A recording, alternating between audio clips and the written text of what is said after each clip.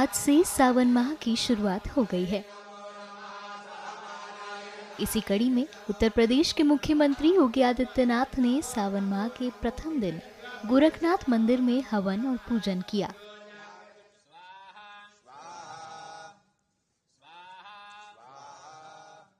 इस दौरान सीएम योगी भगवान शिव की भक्ति में लीन नजर आए।